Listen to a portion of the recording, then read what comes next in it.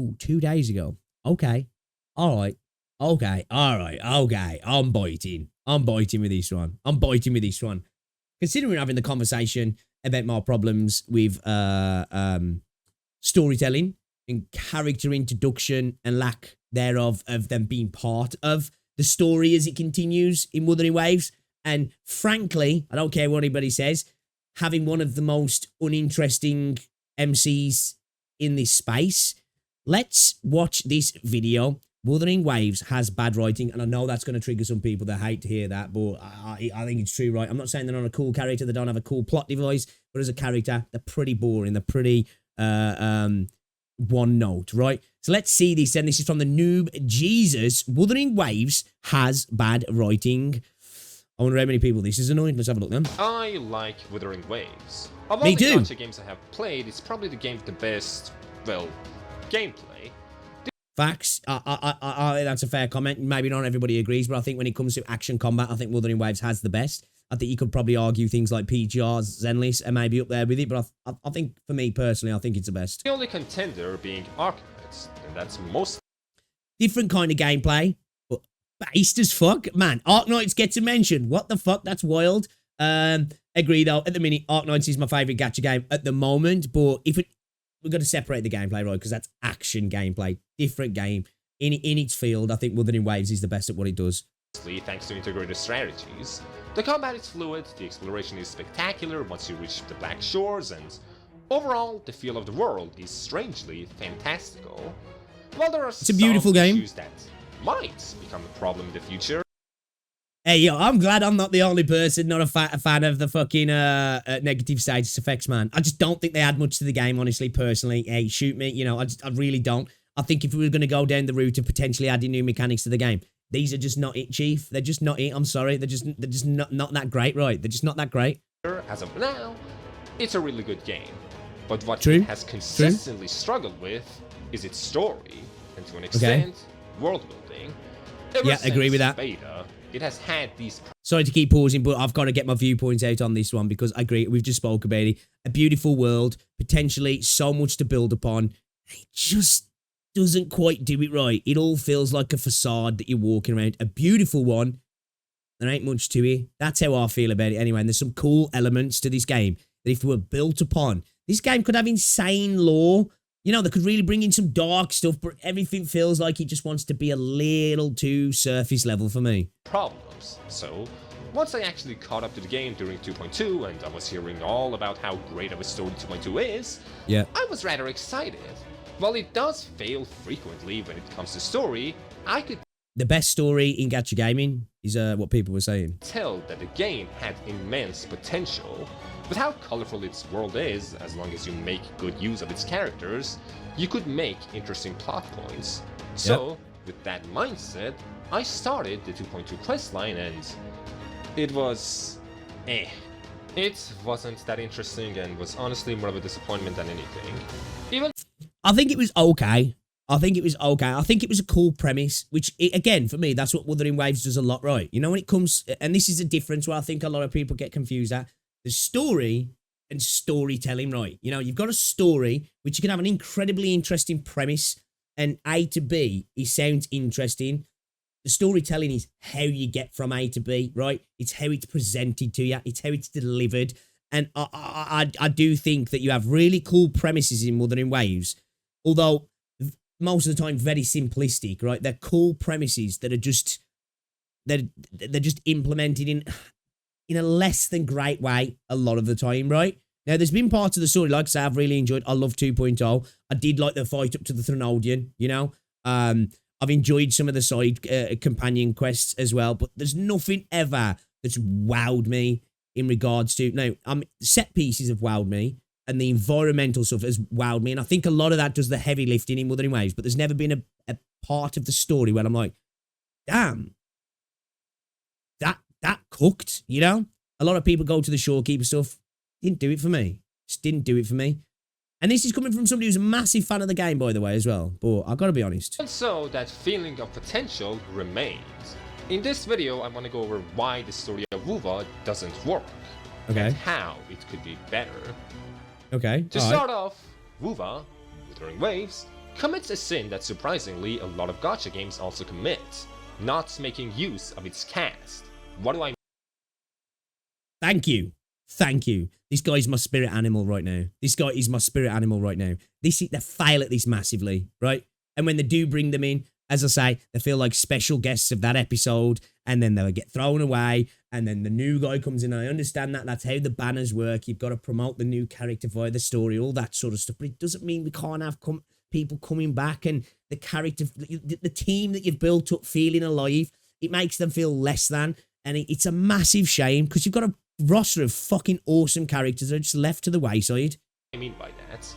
Well, if you read the story and actually pay attention, it's hard to count the times when more than PGR had a way better story than we were, and that's just unfortunate. I agree. I think not only was the premise more interesting, it was delivered better and had a more interesting journey. I really like the premise and the setting of PGR. I think it's actually really kind of cool. two characters are interacting outside of expositions. Basically, most character interactions in the game are only between Rover, the MC. They do not exist when you leave a room. It's like switching a light off in a room.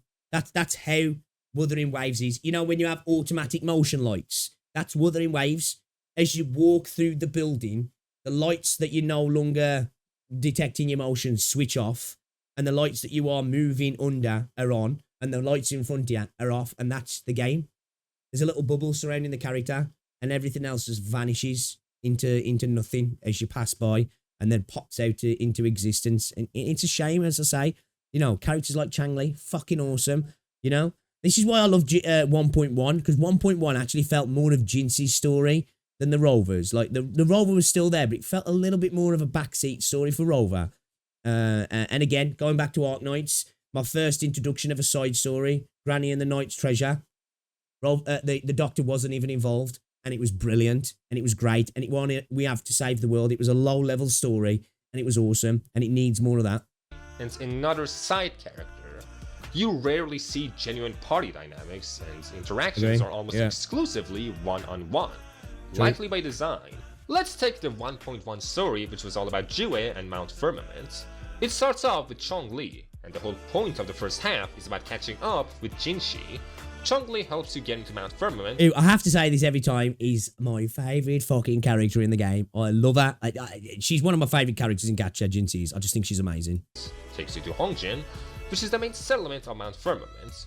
The two of you track Jinxie's steps. She goes Lady Jinxie, she needs to be made a resonator as well. Proper gilf. over a lot of exposition, until finally, in a cave, you catch up to Jinxie to help her with Huanglong's Jue problem. The three of you group up, spend like 10 minutes together until Chongli leaves, and you do the rest of the story. That is the thing as well that the game has a problem with. Yeah, and I understand that, like, their updates, they can't be massive, right? I get it. But, like, introduce the characters prior to the patch. That's a way to, like, bring them in, to build the characters up so you get a bit of a connection with them. It lacks that as well, right? Is that there's less impact because you don't spend much time with the characters. My only wish for Jinxie's story is that it had more build-up in earlier parts. That's fair, that's fair. But don't get me wrong, Jinxie's 1.1 story was by no means perfect. It's just, when I look at it in the scale of the stories, I think it was probably my favourite, outside of 2.0 probably. I really enjoyed 1.1. Story with just Jinxie, because Chongli has to deal with some pitiful fraxiness. Sure, there is an explanation on why she has That cutscene was cool though. That's because the writers want to separate the group, not out of necessity for the storytelling. Instead of having Jinxie and Chongli, which are close to each other, interact on screen, we only interact with them separately. Again, this is why I say I don't find the Rover interesting, because it's a self-insert, and I don't have problems with self-inserts. I get it. I understand why they're there. I totally get that. But, like, I think you can have a self-insert and a character still have a bit of agency, right? I think this is a fair point. This story would have been even better if the Rover just really wasn't involved and it was Changli and Jinxie doing all this, because they've got a connection together, haven't they? You know, they've been around each other for years. It would have had way more impact, them two bouncing off each other through the entire quest line, right? It just would have, right? I don't even think that's a hot take. You know, I don't know how people can argue. Well, no. It's better without that. It just would have felt better, right? It would have felt better if those two was the main focal point for the entire story. Because at the end of the day, the Rovers just popped up out of nowhere, right? It would be fine if this was the only time that this happened. Let's go to 2.2, which was the Imperator storyline, which is the Sentinel of Renacida, same as how Jue was the Sentinel of Huanglong. I did that This last story for is farming pretty anyway. much the exact same as 1.1. You have to find Carthea, sweet Sentinel's resonator just like Jinchi, and to do that, you have to do Although I love so with the Shawkeeper, I felt that help 1.3 of was a big Cantarella, letdown for me. well-endowed mommy lady that acts as a guide, He was a little bit. Li. While the three of you do interact here more than in 1.1, Cantarella also barely stays on screen after you meet up with Carthea, and the rest of the 2.2 questline turns into a glorified date with just Carthea. Sure, the intricacies of the stories are different, but the outline is the exact same pretty much. I do think this story was a little bit of an improvement on prior stuff. I kind of like Cammy's a little bit as well. I think the reason I like Cammy's is that I don't think the story itself was fantastic, or the storytelling. It's just that we actually spent a little bit more time with Cammy, didn't we, than we did with Shawky. That was my biggest problem with Shawky. I know it was a damsel in distress rescue mission, but like that emotion that they tried to give us at the end, I didn't feel it because I was just like, who is this bitch? You know what I mean? I was like, who's this bitch, man? What's going on here? What's that dynamic? I know we got explained, but I was just like, but like at least we can't, Camellia, sorry. There was that like, we spent a bit more time with her. And that made me feel a little bit more for Cammy's story than Shawkeeper's. As soon as you meet up with a 5-star resonator that you're meant to gamble for, you spend some time with them before they are ditched for the next 5-star resonator that you also have to use the lottery machine for. It doesn't feel like they are characters. I think Zenless do a better job at this as well. Bringing characters, bringing them back in and interlacing them into the story as well. They feel like products, which they are, but yeah. That doesn't mean that they can't also be characters. True. And if you don't like a certain character, well, it sucks to be you. Yep. Yeah. I did not. When you make these arguments as well, you get, well, it's just a gacha game, bro. That's what it's supposed to be. And it's just like, okay, then so you accept that it's not great.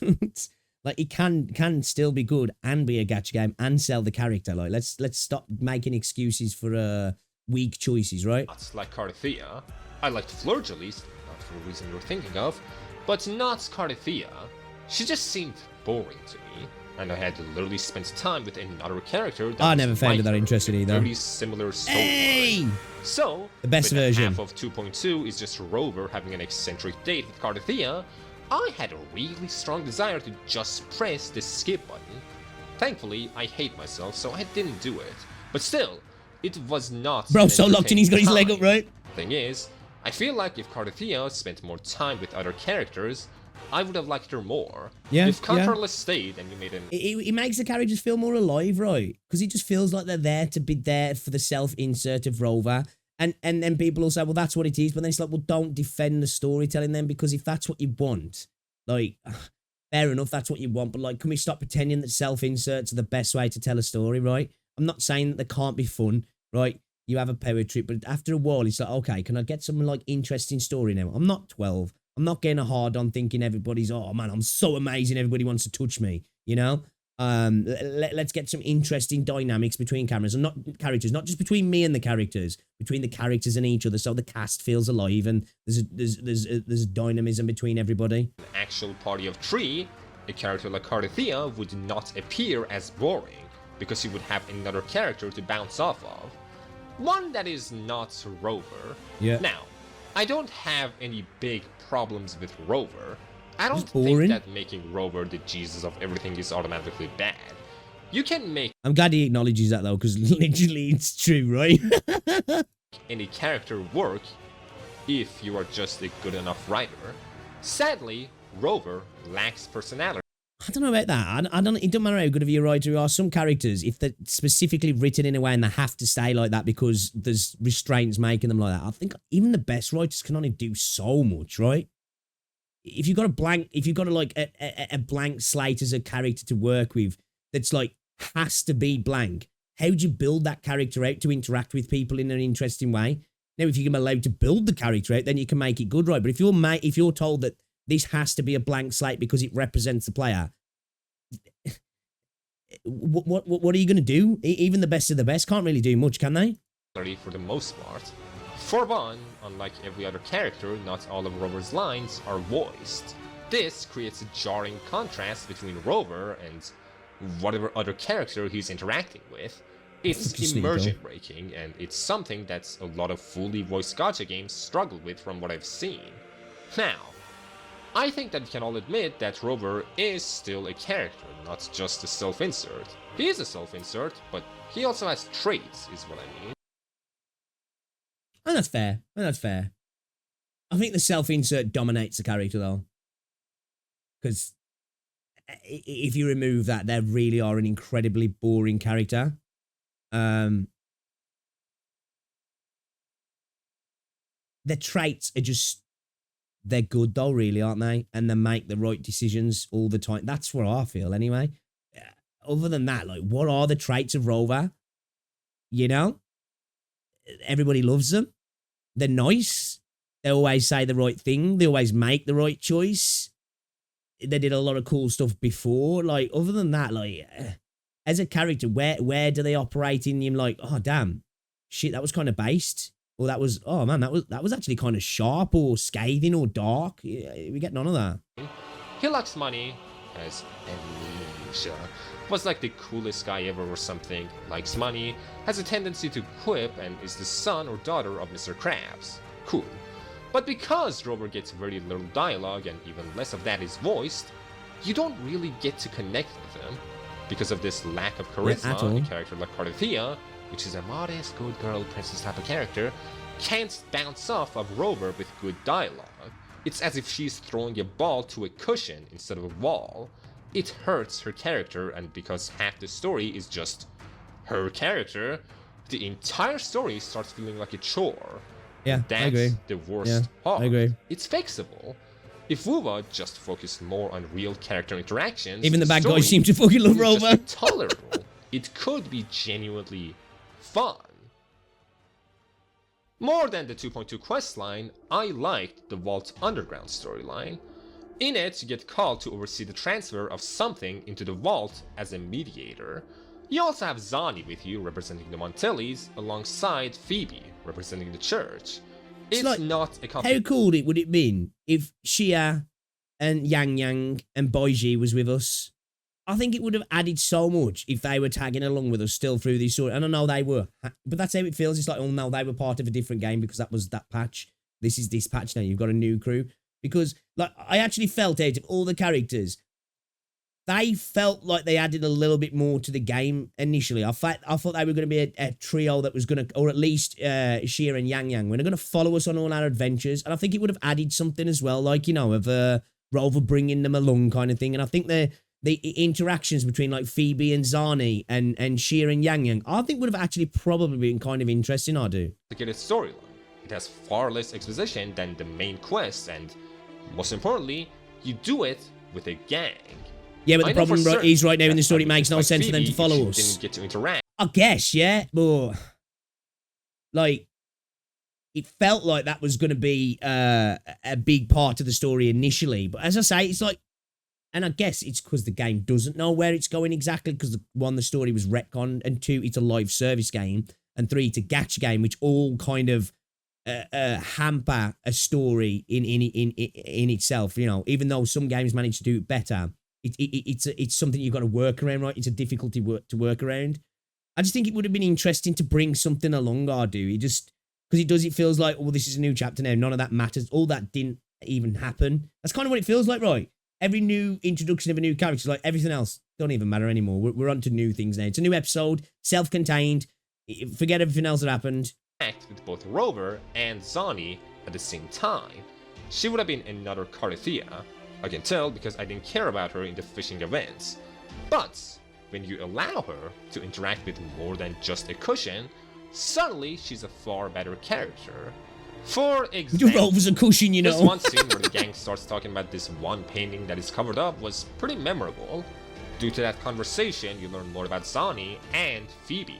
And because Rover is just not that talkative, having an extra character around lets the writing breathe. Let's take a Rover is really that awkward person who's just, you know, antisocial, but for some reason everybody loves them still, you know? They never get involved. They never really bother to, like, reply to people's texts, but people still really like them for some reason. Like, oh, we got to bring Rover. They'll make it so much more fun when they stand there brooding in the corner. It's great time, man. Game like FGO. In an event, let's just say Summer 5.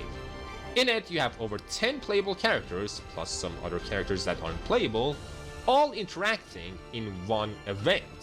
Not main story, but event. And these characters are not all connected to each other. You have Sigurd and Brynhild, which flirt like all the time.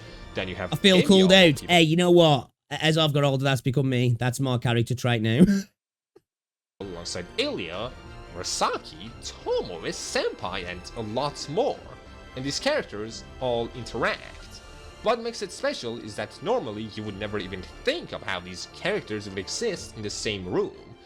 Imagine if the same happened in Wuva, where in one story you would have Jian, Jinshi, Encore, Bronze, Cantarello, and whatever other character that you can think of. Now, yes, the structure of FGO makes the happening of these interactions much more understandable. Still, it doesn't mean that they can't just make up some reason to have some...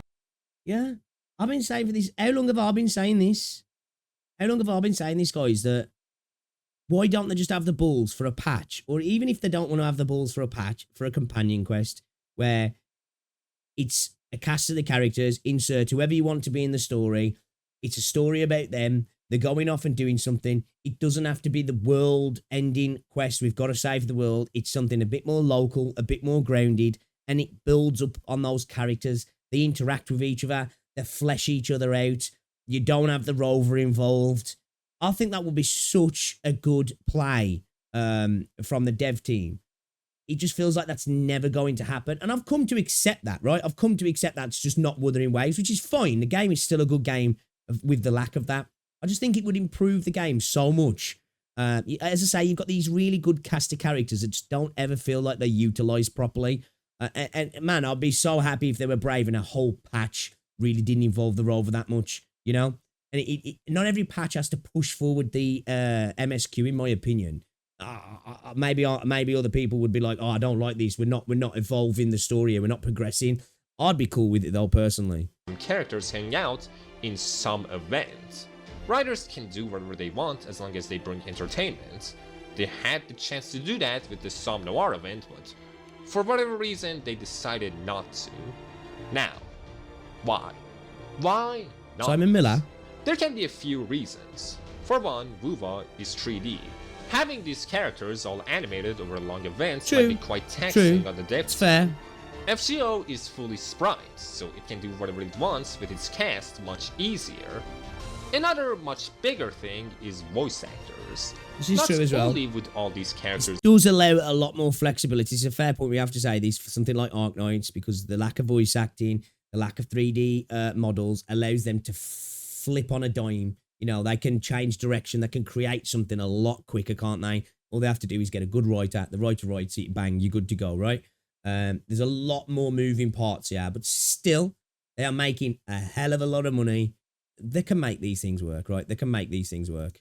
These voice actors need to be free, but they also need to do everything within a limited time. And that's not going to the fact that each language has its own set of voice actors.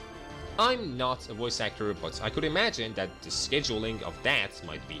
And hey, I would rather get some extra story that might even be VA'd by somebody else than not get it at all. Maybe I'm different like that. Maybe other people are, nah, I can't deal with that. But if it meant we got a story because they'll never get a VA back again for a character, what do you want? That character just never comes back. Or let's just get another VA in that can kind of do a similar job and boom, we're good to go. You know, we're good to go. A nightmare. It's a bigger roadblock, but it's not years in advance. It's not unavoidable, again, right? Each version of the game is a little over a month long, which just doesn't give a lot of time for a well thought out story. This is true. The dialogue in the game, while not as cringe as something like Genshin, is still rather weird at times. This is more of a nitpick, honestly, and something I just want to get out of the way. Whenever characters We're trying not to reuse animation. That's a fair point as well. Awkward. And it's something that is a fair point compared to something like Zenless or Genshin or Star Rail. Everything is a lot more dynamic as well. So that's a fair point. That's a fair point. Even make them on voice. Yeah. I'm with you, man. I'm with you. Present for most of the game. I don't know if it's I agree, got Jules. something to No, do with the you're right. voice You're right. acting, You're the right. 3D models or the feel of the world, but it's hard to get immersed into the story. Not only that, but like 60% of the dialogue is only exposition. I like world building, but not like that. Maybe it's because the dialogue is cringe. Exactly, it's exposition. The world building in this isn't like building up the. It's more just like the waffle about some random character half the time, especially in 1.0. They've got nothing to do with anything. It doesn't add anything to anything. It's just like, what are we doing here? What are we doing here? We could be doing some cool shit, man. Like, can we stop with this bullshit? Cringe and can just feel that cringe better in the language they can speak, but I don't know. Something is wrong with it, and I genuinely can't tell what. It's something that Genshin struggled with back when I played that game, but in a game like Girls Frontline 2, which has Japanese voices, You'd be okay if you use animations. Same. I would, as long as it was done sparingly and smart, you know, so it doesn't seem like, you know, because let's face it, this is done all the time in animation and in CGI and in games as well. It's just, if you got smart people doing it, you won't notice it, right? As long as you don't notice it, it's fine for them to do that. I agree. Again, more of a nitpick, but it's how I feel. Going back to the focus that Wuwa puts on one-on-one interactions, there is one positive about it. The companion quests.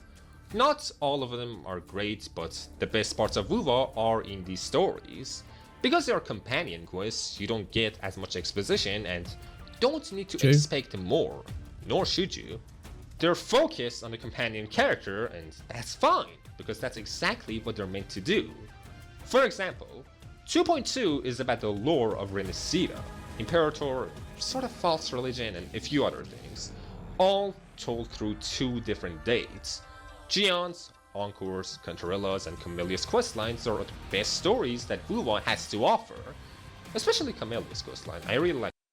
I'm with you. I enjoyed Camellia's questline. I did. I thought it intrigued me far more than Shorekeepers. That one. And again, they're all good. I just wished, and if we didn't obviously, but if in the future, let us see what happened at the village. Like the story, that was like, man, there's so much potential to do some dark shit with what happened to Camilla in the village and stuff. Like, you know what I mean? We should have got into that. Because they're just about the characters that you're interacting with and nothing more. Yes, you get some lore and world building from them, but nowhere near as much exposition. Sure, some of them are stinkers, like Judges, but not all. At the end of the day, though, they don't save Wuwa from having a mediocre to boring story. The game itself has not managed to feel like anything. Jeji's was a perfect example of them doing more grounded stuff, right? That didn't need Rover to be involved. Like, Jeji's story probably would have been 10 times better if Jeji was interacting with a bunch of other characters doing that storyline, right? There was really no reason for Rover to be involved in that for me. You know, and I think it would have been infinitely better already, but it probably was a little bit boring. Over a 5 out of 10. Sure, something like Camellia's questline, I could see being an 8 or even 9 out of 10. But the overall experience has been stuck at 5 out of 10 or below, which is a shame. A few ways that you could improve the overall experience is to make sure that Rover is voiced more often and giving him more lines. That in itself would make the writing of the game much more competent. You would also have to get rid of the plastic feel that a lot of characters have during the main story. Don't advertise them. Making them likable and interesting is a far better advertisement than just shoving. You can see though, like the expressions and the visuals on characters, how much they've improved, right? Just from seeing Sheer there coming over to Carlotta. Now I know obviously they're different. You got premium units compared to non-premium units, but you know what I mean? It's been a massive jump, hasn't it? Really, it's really impressive. Yo, Reldon, what's going on, dude? Welcome to the story scenes for exposure. Yeah, I'm gonna have a look. I'll have a look at the comments in a bit. Would be to have these Gacha characters interact with other Gacha characters, like, I don't know, Alto conversing with Chong-Li, or Encore playing with Roshia. You don't have to get rid of Rover for these interactions to happen. But it would be better. It would be better. And also, don't forget about characters. Just because Jinshi has gotten a full question mark story doesn't mean that you can't use her in a future story after the end of her battle. Hopefully they will do as well. I might not care about a character like Yin Lin now, but if in the future she gets to be a fun character. It's like the way I look at it, right? You got fucking Jian, right? The Emerald General, right? you've got somebody like fucking Yinlin, right?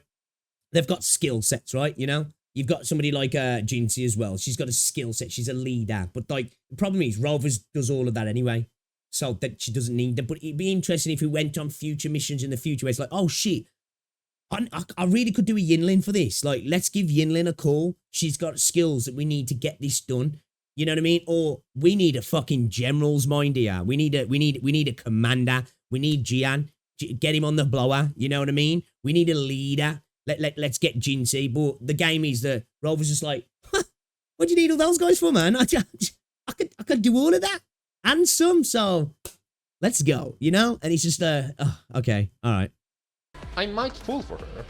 Now, this is more something just for me and yo, Ken, what's going on, dude? I think nobody's buddy. Welcome to the stream. Cool characters, or any other kind of characters, really.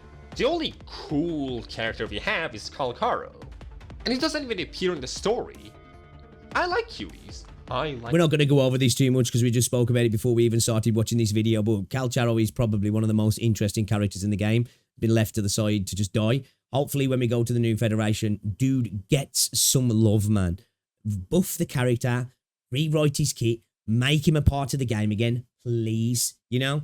Like, they could what if they did, like, the dude got a buff and he became a limited character in the future or something as well? You know, so new people could get access to him in a better version and they can make money off him. I don't know. Maybe some people wouldn't like that. But for the love of God, make the dude useful, please. Like sexy woman.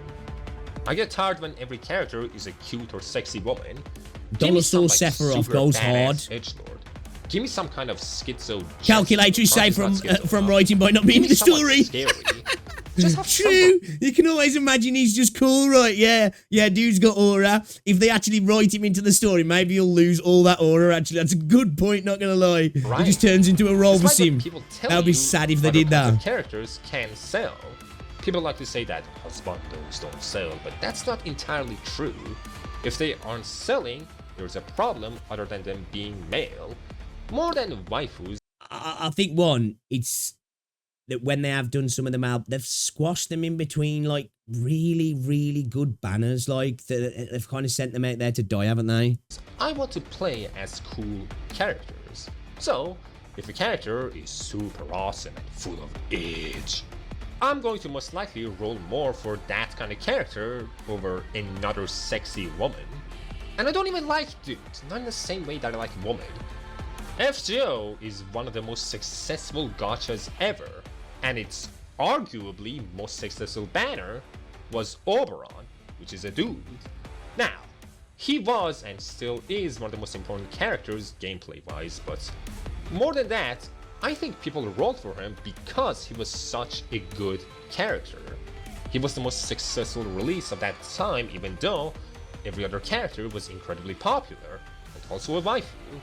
Units like Bob-on Sith and Morgan have become some of the most popular female characters of FGO, and they couldn't reach the level of Oberon.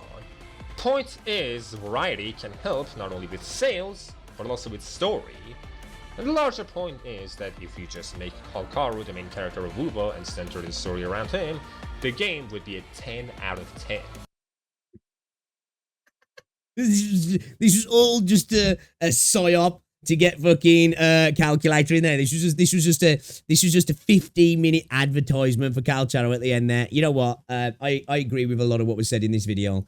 Honestly, I do. As I said, I've got so much more to say about my issues with the storytelling in Wuthering Waves, and it pains me, not because I'm like, yeah, fuck that game, it sucks. I like the game and the potential that's there, and these cool characters that are really well voiced that could be so much better, right? That could be so much better, and they're just underutilized, not built upon.